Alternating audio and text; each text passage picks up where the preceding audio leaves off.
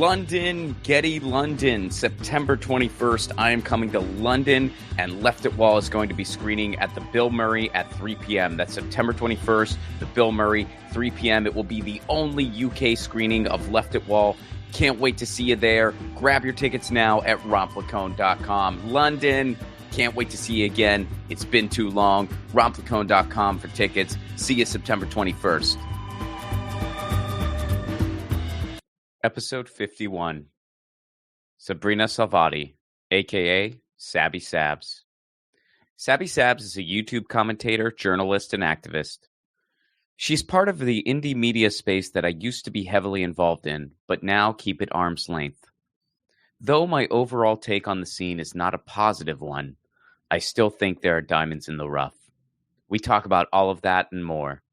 Please welcome to the show, Sabby Sabs.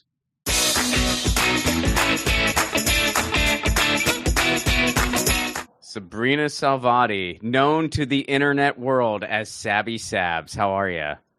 Hey, Ron. Thanks so much for having me on. Of course. Always good to talk to you. So let's start at the beginning. This is something I know a little bit about, but not a lot about. Tell me about the pre-Sabby Sabs. What were you up to before you took the YouTube world by storm? Oh, dear. Well, I was a part of the Bernie movement on the ground. So, of course, I didn't have the show at that point in time. I was really excited about the progressive movement, supporting candidates like AOC, Cori Bush, all of them at that point in time, also known as the Squad.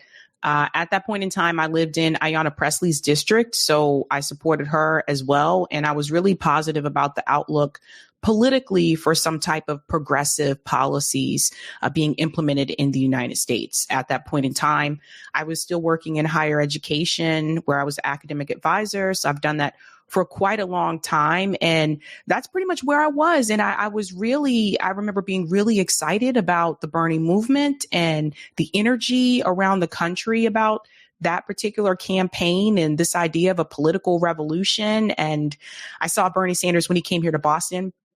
He had a rally here at Boston Common. It was over 10,000 people. And it was even more so after that rally. I was like, wow, I think we really have a shot, you know? And then, of course, the Democratic Party played their usual tricks. And it was around the time after Force the Vote when I felt like, well, we didn't get Bernie Sanders in, but we do have the Squad. And this is their time to push back, considering it was during a pandemic, and hoping that they would force the vote against Nancy Pelosi for Medicare for All, considering what was happening in the country at that point in time. And then that didn't happen. And I remember after that moment just feeling really angry. And I was voicing a lot of this on Facebook at that point in time. And it was very clear to me. A lot of my friends were like, I don't think Facebook is the place for this. I don't think Facebook is the place for this. You weren't getting a ton of encouragement. Yeah, they're like, you'd be better off putting this, you know, on your YouTube channel. And at that time, I had a channel. It was still fairly new. And I was doing vlogs, and I did a vlog of the Bernie rally in Boston Common. So that was actually my first like political, I guess, piece that I did on my channel. And then from there, you know, after being told that by friends and family members, et cetera, I was like, well, maybe I should just talk about this on my YouTube channel as well.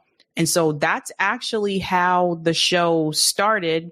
And it started off with me voicing why, like, I guess, like my disappointment about why they weren't pushing back on the Democratic Party. And also I was doing interviews. So I interviewed activists. There was the group in Washington State, Whole Washington. They came onto the show to talk about their fight for Medicare for All. There was Medicare for All marches across the country. So I interviewed a lot of activists as well as some independent journalists as well. So what got you into progressive politics in the first place, though?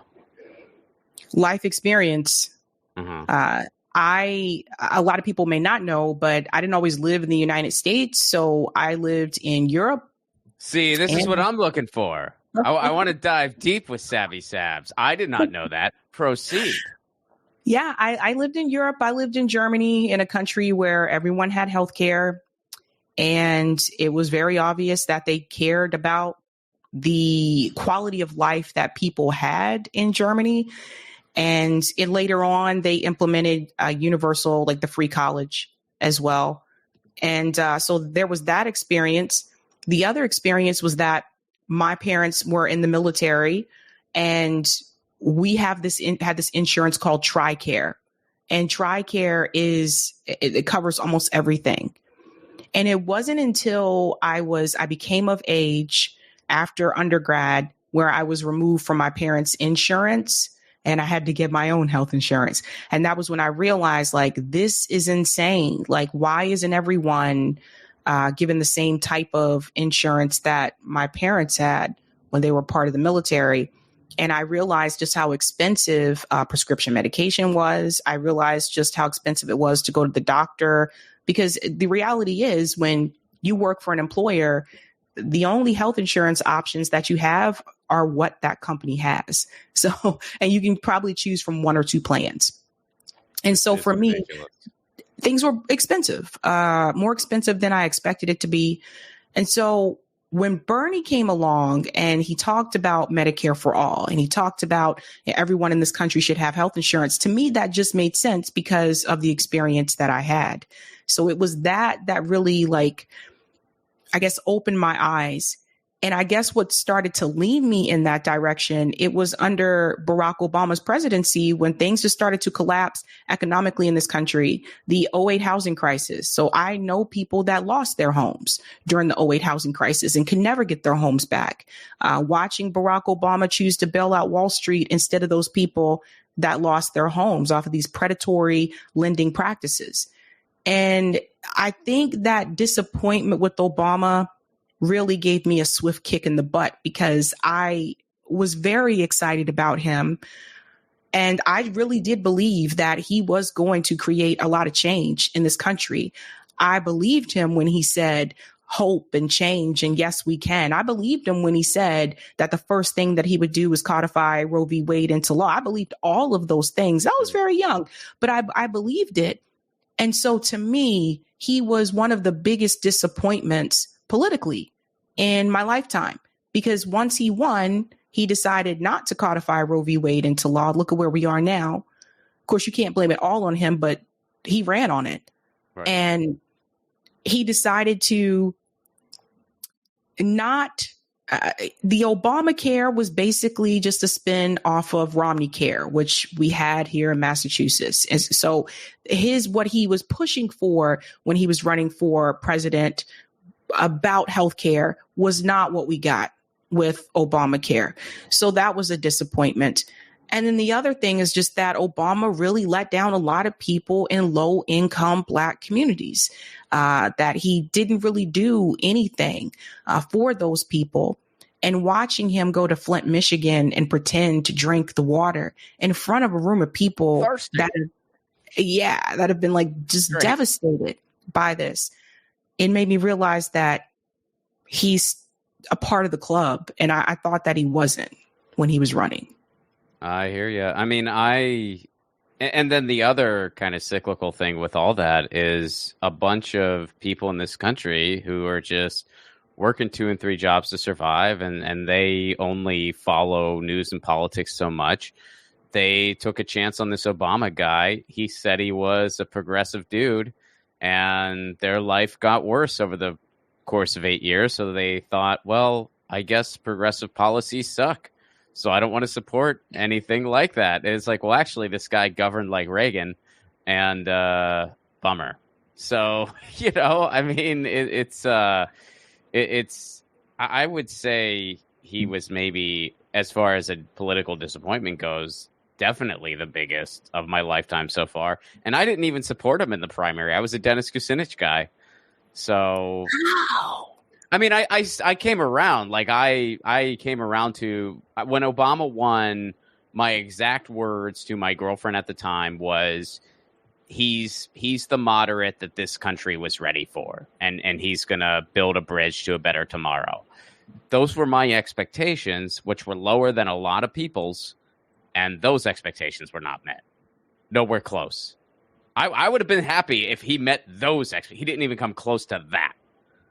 So no, he didn't. And I think that I look back on it and I remember working two jobs. '08 was a really, really tough year. And I remember working two jobs at that time. I was waiting tables and I also had a retail job. And that was just to pay my rent, my bills, and have a little bit left over for food and for gas. Mm-hmm. So I didn't, and I had a college degree. But at the same time, this is how bad economically the economy was. I was living in South Carolina. And what a lot of people that traditionally have grown up in blue states and maybe they never lived in a red state. I live in a blue state now in Massachusetts. But at that point in time, when I supported Obama and during the '08 housing crisis, I was living in South Carolina, which is a red state. So I knew people that voted for Obama twice, actually, and turned around and voted for Donald Trump. Mm-hmm. So when I tell people that Obama gave us Donald Trump, it is because I saw working class people really believe in Barack Obama and not just give him a chance in '08, but also give him a chance in some of them in 2012 as well. But the moment that he let down the working class, I saw some of those people choose to vote for Donald Trump in 2016. And not just because they didn't like Hillary Clinton, but also because they thought that Hillary Clinton was just going to be a repeat economically of Barack Obama. So they didn't want that. So I think that there's a lot of attack from the Democratic Party towards Trump supporters. And there's a lot of attack from the Republican Party, the Trump supporters towards the Democratic Party. And I think for me, the best thing that I ever did after the Bernie waves, after the squad victories, was to change my voter registration to independent, from Democrat to independent, because I wanted people to see how both sides feel and just to get people to wake up to the fact that neither one of these parties are going to help the working class. You hear it right now on the stage during the DNC convention. Everyone brings up the middle class. Kamala Harris came from the middle class. They said it's all about the middle class. You don't hear them talk about the people who are working poor, the people who are working two jobs, the people who, a lot of these people in this elite bubble, they may only briefly interact with when they're going through a drive-through at a restaurant, right? Or they're picking up their coffee somewhere. You know why I think they sorry, I didn't mean to cut you off, but I was just going to say why I think they do that. And Republicans do it too. I mean, they all say middle class, middle class, middle class. I think the reason they do that is because if they started saying things like working poor, I think more people would realize, wait a second, that's all of us. There is no middle class, because there isn't. There is no middle class anymore. Like, it's gone. It was eroded over the course of the past 50 years. It's gone. We have the wealthy and the working poor. That's it. And the wealthy set the prices. Like, that's why. I mean, that's why everything's so expensive right now. Or one of the reasons, at least, why everything's so expensive right now. Because you have this small group of people that can afford $200 to go out for pizza with their friends. Yep. No one else can. But no. And it's also pretty frustrating just because there is a group of people in this country that are not poor enough that they meet the requirements to receive government assistance. So their salary isn't low enough where they will receive Section 8 housing or they'll receive SNAP benefits. But their salary isn't high enough that they can afford to have a savings account and save up for a down payment on a home, or just save up to put money aside just in case there's an unexpected expense, like a car expense that you have to get done just to get to work. Things like that.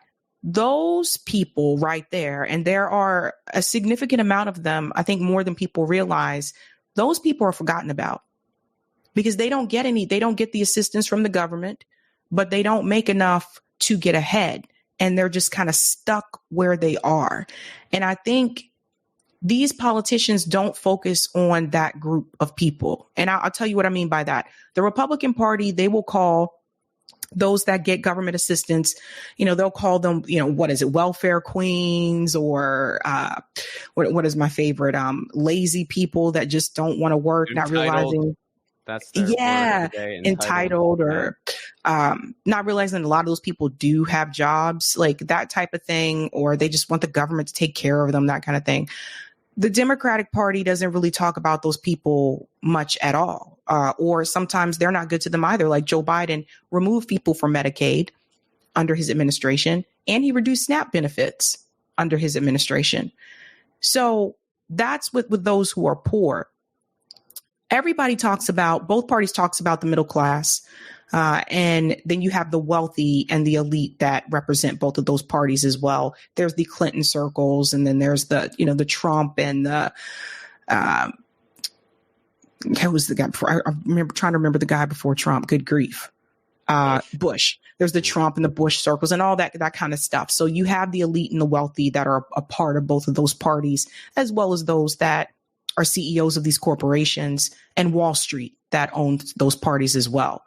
But then you have those that are working poor, where like they just, again, they're not getting that help from the government, but they don't make enough money to have any savings like set aside. Oftentimes they may be the people that you see waiting tables, or they may be the people that are having two jobs, and some of these people may actually have a college degree. And I've been in that position myself.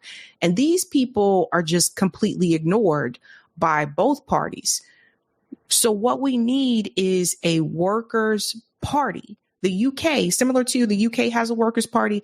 We need a workers' party, a party that represents the working class in this country. And not only that, but a party that sees a future, not for just for people to unionize, but for people to build more worker cooperatives. That is how we are going to see significant change in this country. It is going to be from organizing, building a working class party, and building dual power. And you're not going to be able to build dual power by trying to do this through the Democratic Party or the Republican Party. No, I mean, I think electoral politics, for the most part, is a dead end road until the rules change. Like I'm pretty much like general strike or bust as far as if you want to see change happen. And everyone's like, well, that's really difficult. I never said it was easy. And if anyone has a better idea, I am all ears. And I'm not saying that because I would prefer it wouldn't have to happen. But I just don't see any other way. Like, I really don't. It's like you just have to shut it down until they just give a little. Honestly, I mean, when you just simplify it to the barest essence, I mean, that's why. I mean, look at France. They, at the drop of a hat, they will go on strike. At the drop of a hat, they will. We're shutting it down. We're done. We will cover a politician's house in poop. We don't care. They have the highest quality of life in the world, arguably. I mean, it's like they will go on strike immediately, and we need an organized general strike like that. But that would take a ton of cooperation, a ton of planning, and I mean, I don't know if it's possible. Even I hope it is, but I think it's possible. I think that the problem that we run into in this country is the Western media, the propaganda from Western media, right? So they have a way of distracting us with other issues. So, for example, notice how the moment that Kamala Harris was announced as the nominee for the Democratic Party, notice that corporate media, they kind of stopped talking about the genocide in Gaza, right? Oh, yeah. So if they were ever talking about it. Right. Well, I mean, they were barely. I mean, they touched on it a little bit, and it was through their lens, which is incredibly slanted. Right. And then they stopped talking about it altogether. Right. Well, CNN did do two investigative reports there on the ground, which one was about the Palestinian detention center. The other one was about the grave site that the IDF had desecrated. So I think that they have a way of pulling your attention away from a really important issue and saying, look at this shiny object over there. And that's what they're doing right now with Kamala Harris. So the attention isn't on Gaza as much as it was before. So they're really good about doing that. We had a 3-day summit on RBN, General Strike Summit, almost 3 years ago. And I thought it was really great. And it wasn't us saying, let's do the general strike right now. It was a long conversation about why we need a general strike and what would that look like, right? And I remember we got a lot of flack from people on Twitter just for having a conversation. And the reason why we felt that conversation was necessary is because we are coming from places that I think traditionally a lot of people in independent media are not coming from. And they have not had to deal with some of the economic challenges that we've had to deal with. And so to us, we saw that, look, the Democrats aren't going to fix this. The Republicans aren't going to fix this. I think the only thing to do is we kind of just need to shut everything down. And maybe we can learn a thing or two from the yellow vests in France, right? Professor Richard Wolff talks about this all the time. He talks about all the time, like building worker cooperatives and look at how they organized in France. And so I think that idea, for whatever reason, just it scares people. And I also think that Americans are just incredibly propagandized. And a lot of it comes from Western corporate media. And some of it just comes from other distractions. I mean, people probably know more about the Kardashians than they do about electoral politics in this country. Yeah, probably. And also you also have over 50 years of anti-union propaganda that's still, that wall is thick.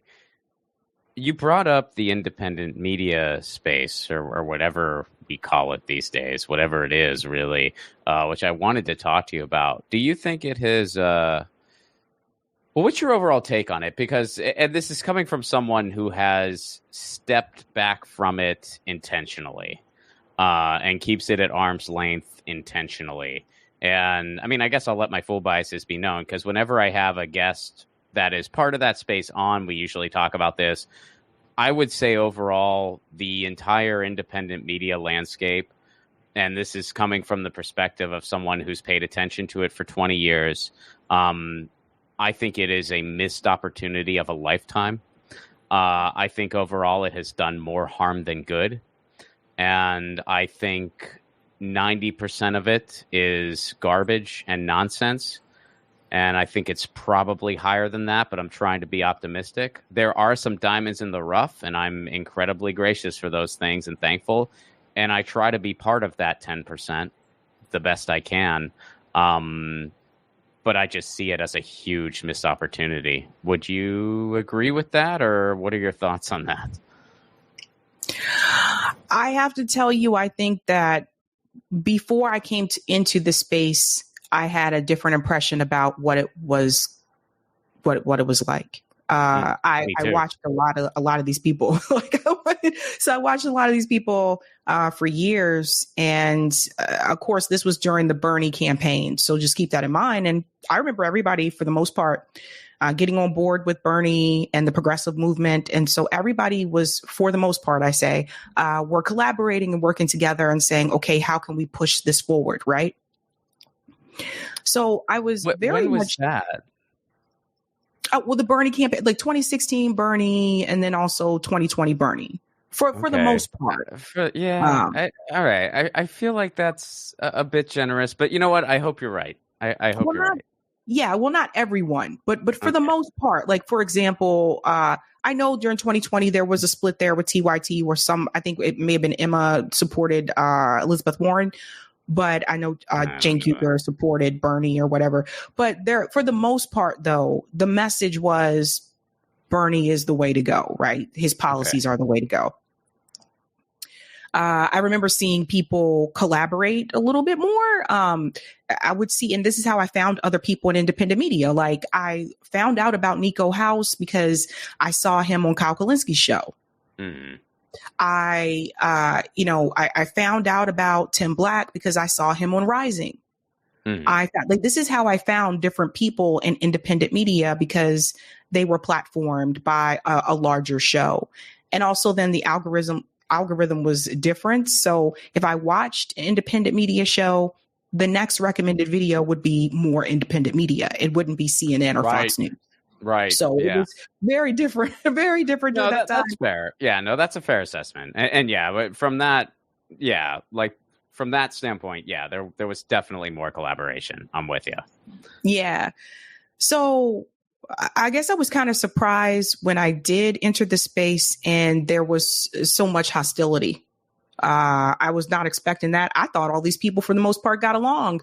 Right? Then you find out it's the total opposite. Everybody has a beef with everybody else. Everyone's. Yeah. I mean, I was, I guess, involved with it before you. Well, I definitely was involved with it before you were, and even being in it, I couldn't keep track of all of the, oh, so and so hates so and so now. Oh, this person doesn't talk. Like, I couldn't keep track of all of it.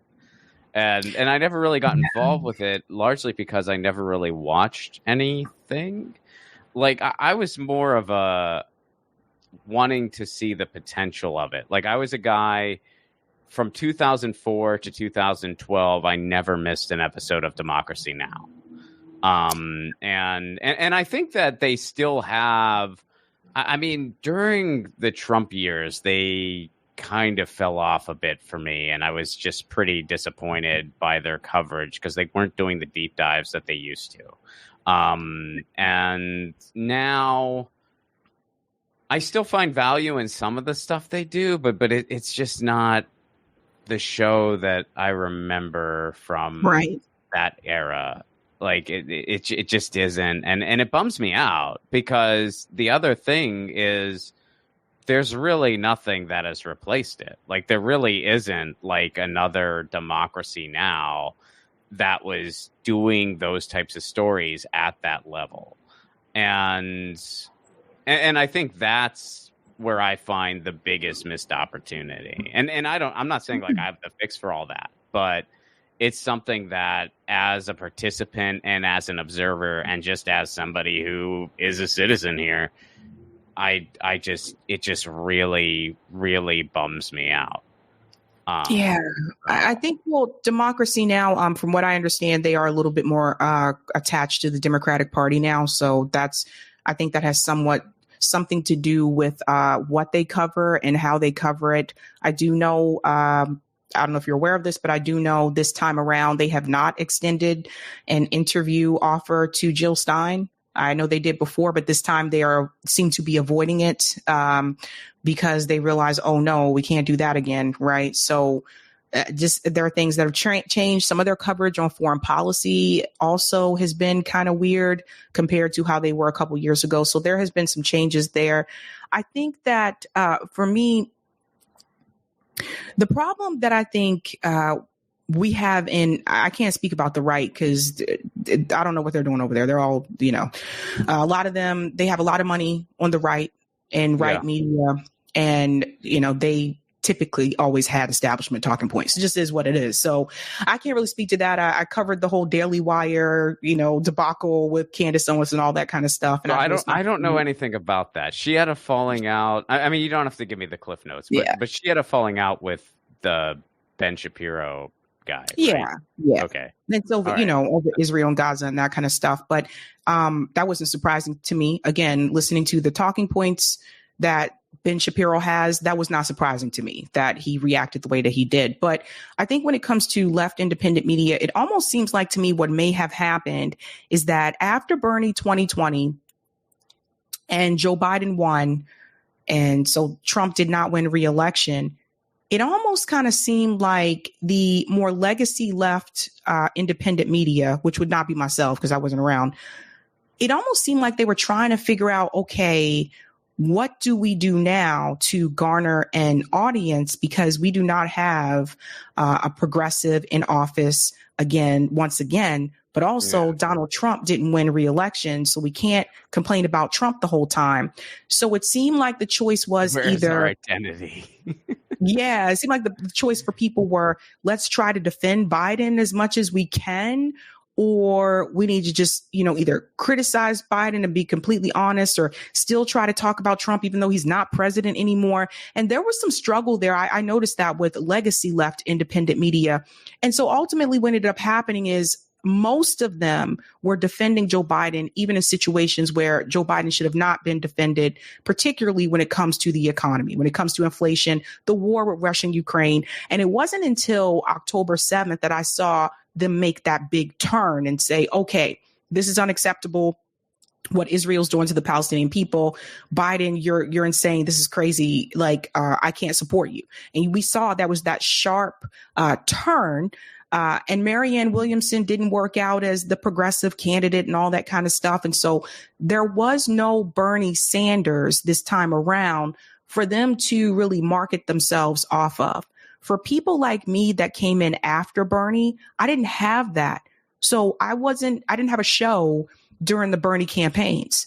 I started in 2021. So there was no campaign for me to build my show off of. So I really started from the bottom with nothing. I remember you were one of the earlier guests that came onto my show. Like, so I didn't have that momentum. And the way that I grew was by going on to other people's shows. More in particular, I got a lot of growth going on to Rising because I went on to the Hill Rising a lot. And so a lot of growth came from that. There was some growth that came from the Jimmy Dore show, but a lot of it, when I look at my analytics, most of it came from me appearing on the Hill Rising and all of that jazz. And so it seems like to me, everybody just kind of started turning on each other. It was like, well, what do we do now to gain an audience? And then you also had new left independent media commentators. So it wasn't just myself, my comrades at RBN, of course, as well. I mean, there were other channels that were Due Dissidents, et cetera, that were popping up and were like, you know, we're not going to support the two-party system. We can't do this. This is crazy. We've done this before.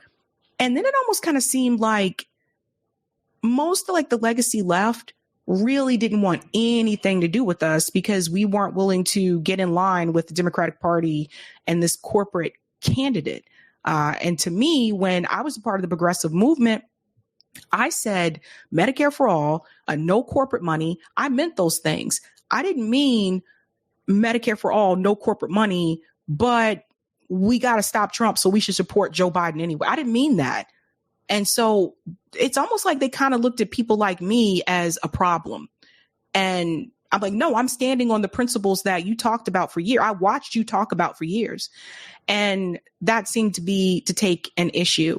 And so there's a lot of ego that I noticed as well, like just with people that I didn't think would have ego. Jesus Christ. There's a lot of ego where people feel like they've been doing this for such a long time, or they have such a big brand or a big channel that how dare you even consider like even reaching out to them or saying something negative about them? Like, how dare you? There's just so much ego. And it was really discouraging in the beginning because it took the first year for me was the hardest because a lot of people, most people that I invited on did not respond, or they were just like, no, like they weren't interested. There were people that would tell me, and this is the worst part, I think, there were people that actually would reach out to me and would tell me, we already have a Black left independent woman. Wow. We already have. So it really is. I mean, do you see, and I'm sure you do, I know I'm preaching to the choir, but isn't there just a certain irony? And I get that people have bills to pay. That's the reality of the world we live in. But isn't there a certain irony where all of these supposed anti-capitalist outlets let capitalism dictate all of their decisions? Like isn't there just like an amazing irony there that you can't help but notice? And you know, I get it. You know, we all have to play the game a little bit. Otherwise, you're going to be out in the street. But man, it is something. Well, would you say that the space overall, like, do you think it's helpful? I think it depends on what your goals are. If your goal is to learn if the goal is change, if the goal is genuine progressive change in this country, do you think the space has been helpful? No. I don't either. I mean, I was hoping maybe we'd No. I was hoping maybe we'd have different answers. But no, because I would say, and there are some that I would say yes to that about, but for the most part, no, because if you're not willing to hold the line, and this is what I've seen, a lot of them just aren't willing to hold the line because they still want to grow their brand. So if you're not willing to hold the line, then we're not really moving into the direction of pushing for progressive change. If you're telling people not to support candidates that take corporate money, but because your candidate that was grassroots, suspended their campaign or didn't win, and you're now telling them to support the corporate option, that's not moving us closer towards progressive policy. But it is helping you gain subscribers. It's putting money in your pocket. And so this is a big part of the problem. And I think the craziest part for me is that I have been the one that people have called a grifter. People said that I was grifting, that I was right wing. And people are just so silly. It's ridiculous because I think a lot of people didn't have this issue until I grew past them. Once I passed them in subs, then all of a sudden here come the attacks from people that were supposedly supportive and allies and all that type of stuff. But it's a lot of people just basically acting like crabs in a bucket. It's a crab in a bucket mentality. And everybody's out for their self, and they're willing to, step on the person next to them just so that they can get ahead. And it's really sad. And that brings in the class perspective, because for years I watched a lot of people talk about we have to, look out for the working class, and we have to have these, talk about these class issues. But what I've noticed is that most of the people that are in this space, they came from a class that I didn't come from. Or they are now a part of a class that I definitely am not a part of. Some people have made a lot of money in this space. When I realized that some people were millionaires and all that, I'm like, whoa, I am definitely not a part of that class at all. And I have real issues, and I have real struggles, and I have student loan debt, and I'm on YouTube, but I have real issues that people have to deal with in their life. And so I think the bad part is that the people who were calling me a grifter or right wing or whatever, in the end, when it came down to genocide, seems like they were the ones that were grifting, because the people who said that genocide was a red line are now all of a sudden totally fine with supporting the administration and supporting Kamala as well, who her campaign publicly has said she will not support an arms embargo for Israel, and she will not support conditional aid to Israel. If they're still giving Israel the weapons, they're not agreeing to a ceasefire. People have to use common sense. So in the end, the people who ended up being grifters were the ones who flip-flopped. I didn't flip or flop. And I think a lot of people don't understand that if you really wanted to grift as a Black person in this space, you would be a conservative. Black conservatives make a lot of money on YouTube. But those of us at RBN, we're spending our time not just doing news commentary, but also doing mutual aid. I don't make any money off of mutual aid. I just did a back to school donation / barbecue event where we donated school supplies to kids in Roxbury. I don't make money off of that. And when I post those videos of the mutual aid and the organizing, those videos don't get many views. How is that the grift? How is that a grift, right? But yet I don't see these people do anything to help out people in their community, but they want to point fingers at me because I'm actually helping people. It's crazy. I think there's a couple things going on there. So first of all, I think in many ways the space, and again, it's not everybody. I'm overgeneralizing a bit, and I recognize that. But I think the space overall is one of the pettiest things I've ever seen in my life, and this is coming from a guy who did high school theater. One. Another thing is, we live in a time where, especially when you're dealing with the online blogosphere, social media sphere, online left, whatever you want to call it, there's this mentality now that I really don't like, that's all or nothing. It's either 100% or 0%. It's either there's no context, there's no nuance, and sometimes that's a good thing because you have to draw a line. Like you gave the example of genocide. That's no, that's the frickin' line. So that's an example where such a mentality is a good thing. However, there's a lot of other times where such a mentality is a very counterproductive thing because you're trying to force a black or white perspective on gray matter, and it's one of those things where it's just like, oh, well, you're saying what the Harris administration is saying about Israel. So I guess you support Trump then. Well, actually, Trump has said things that I would say are even worse. I mean, Trump's made even worse promises in that department. So it's like, no, we're saying that on that issue, it's a frickin' red line, and neither candidate is offering peace. But you're gonna be put in.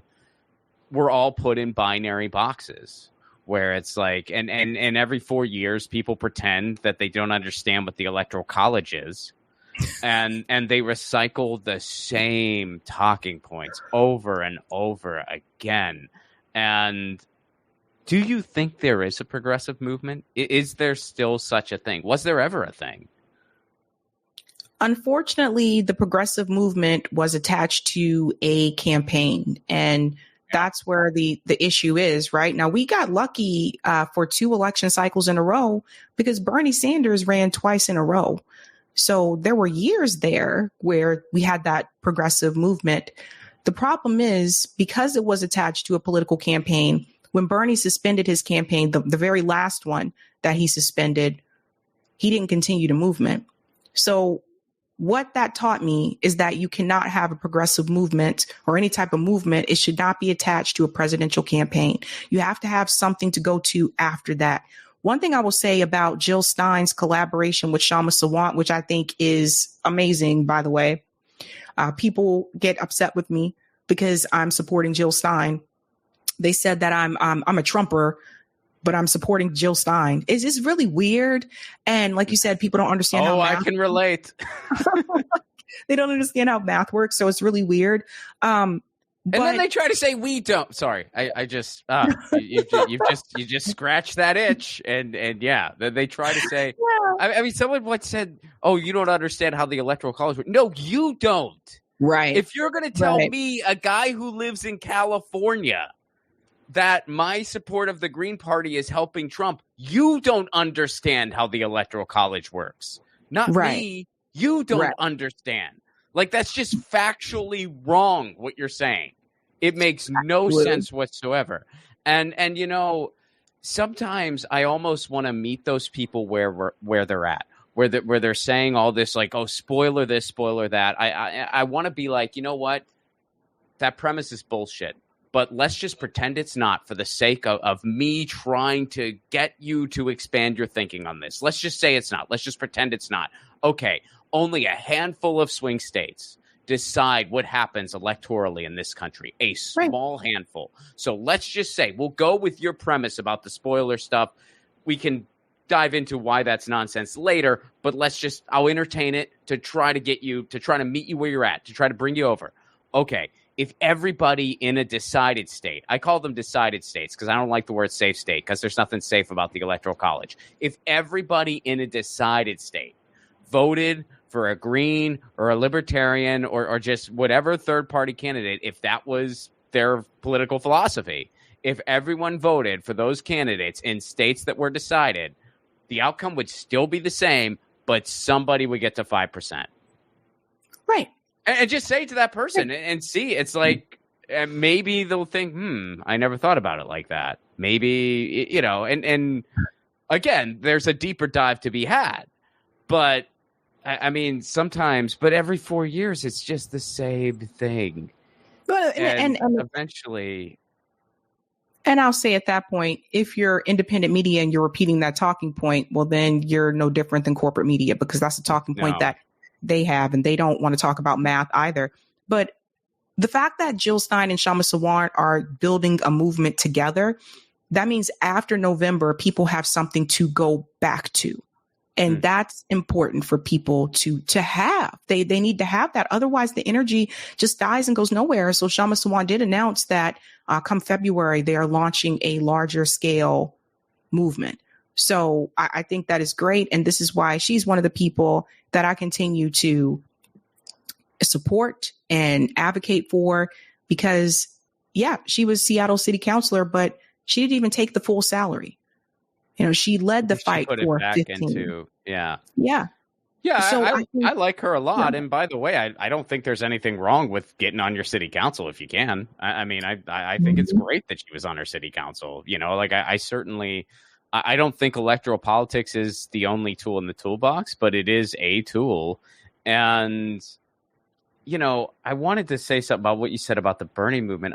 I think it goes beyond just not having it attached to a president or a presidential candidate. I think it shouldn't really be attached to a politician, at least not a federal one, because it's like you look throughout history, that never happened in this country, really. Like, it was always the Eugene Debs and the Lucy Parsons and the Emma Goldmans. They were always the people that were leading things.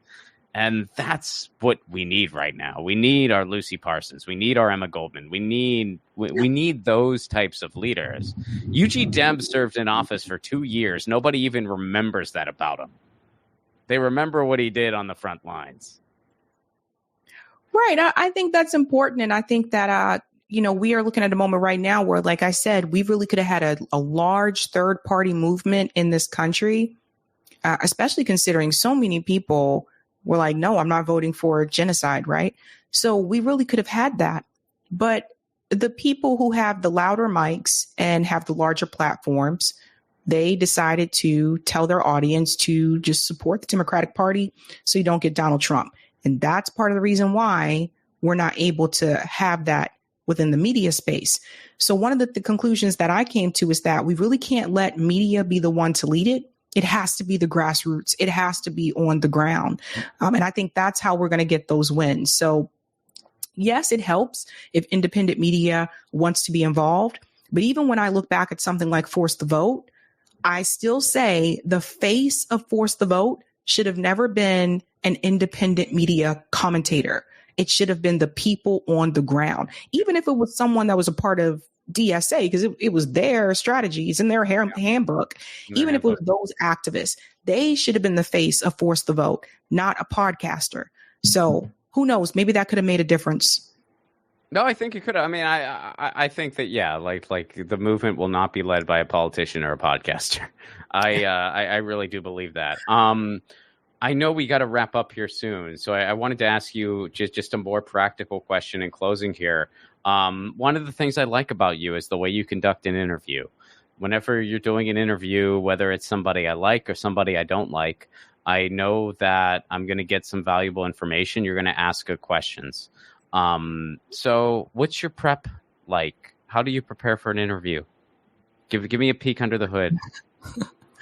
Well, one of the things that I do is, other than researching the person that I'm going to speak to, I try to watch a most recent interview that person just had.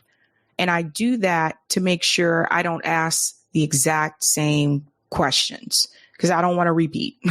Right. So like, I just interviewed Whitney Webb, and Whitney's done a lot of interviews. I didn't want to just talk to her about Epstein, because people talk to her about that all the time. So we went a little bit deeper into corporate money and electoral politics and APAC and how all that functions and other things as well. But I search for an interview that they had recently to make sure I don't duplicate and have repeat questions. And then other than that, I just write down a couple of bullet points that I want to hit on, but I don't write down the actual question. And I do that because sometimes you never know where the interview is going to go. You can write down questions and then you may never get to half of them because you never know. Like, sometimes they may talk longer about one particular question than another. And then they may have limited amount of time, which a lot of times people do. So I think I just kind of go with the flow of how the guest is feeling and how the interview is going. And sometimes I can kind of feel if it's going in a direction that the guest may feel a little uncomfortable, or they may feel very comfortable. And so, for example, this one was not one of my best ones, but the last interview that I had with Matt Taibbi, when I asked him about what was happening in Gaza, I could tell he was getting very uncomfortable, and it went from a delighted discussion to a very heated moment. Okay. All right. I'm not familiar with this, but okay. Yeah, to a very heated moment. He made it very clear that I can't imagine anyone getting mad at you, though.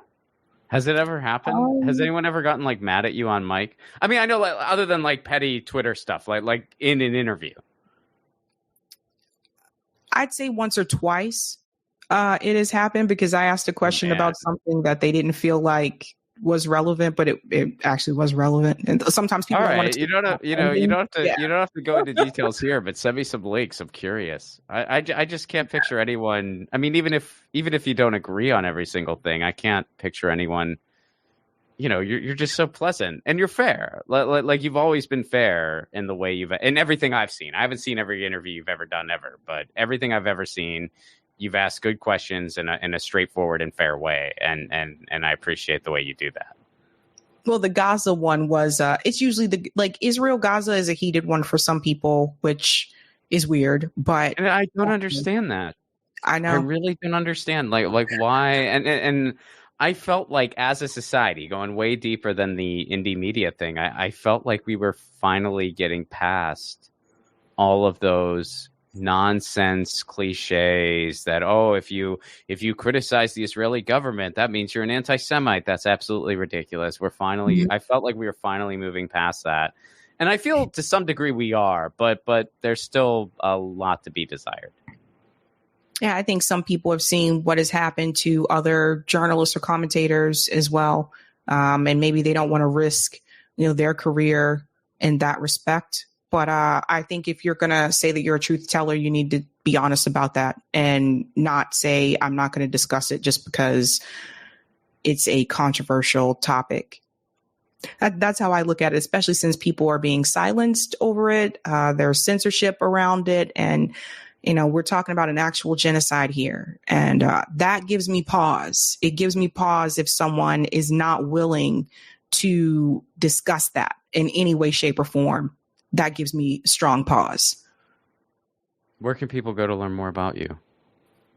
Yeah, you guys can find me on YouTube. My channel is Sabby Sabs. And you can also find me at Revolutionary Blackout Network. I host a show on RBN with JB. It's called the Sabby and JB Show, where we usually have a guest or otherwise we're talking about hot topics of that week. Sabrina, thanks for doing this. Thank you. That was Sabby Sabs. Be sure to check her out. Just Sabby Sabs on YouTube. You'll find her. Music for the 1000 podcast is provided by Andrew Saxon. Be sure to check out his podcast, the Baywatching Podcast, wherever you get your podcasts. If you want to support the show and the sustainability end, patreon.com/Ron Flacone. For a give what you can level, you get exclusive insight into new projects and films. I got a documentary I'm working on that nobody knows a thing about yet, but I am so excited to release this thing to the world. It's going to be really, really exciting. Also, I'm starting up Zoom shows again for patrons. Those are a really fun time. So that's all for a give what you can level over on Patreon. It's a really cool community. And give us a 5-star review, would you? Wherever you're getting this pod, if you could leave us a 5-star review, it goes a long way to help out a new show. All right, next week, we have hit the year mark. Significant here. At 1,000, we have hit the year mark. Not a significant number necessarily, 52, okay. But we will technically be a year old. See you then. Peace. Hey guys, Ron Flacone here. Take your own 1,000 challenge. No, you don't need to interview 1,000 people, although if you want to do that, go for it. Your 1,000 challenge can be whatever you want. Maybe you want to call a friend out of the blue once a week. Maybe you want to read a book every month. Maybe you want to start a different garden every season. I guess that might be dependent on where you live. Look, the point of the challenge is taking on an endeavor that enriches your life in some way, and it can be measured. And then, of course, you do it regularly. That's what 1,000 is doing for me, and hopefully for you too. The main reason for this podcast and every podcast I've ever done is to build community. So take your own challenge. Then join our Facebook group. It's called 1,000 What's Your Challenge? ? That's 1,000 What's Your Challenge ? And post about what your 1,000 challenge is and the progress you're making. All I ask is that people be encouraging of each other's challenges. This is personal and vulnerable, so be cool. There's enough negativity on social media. We don't need to add to it. For those of you who aren't on Facebook, hopefully in the future we'll be expanding to places like Discord, Reddit, but for now, we're starting on Facebook. And again, that Facebook group is called 1,000 What's Your Challenge? See you there.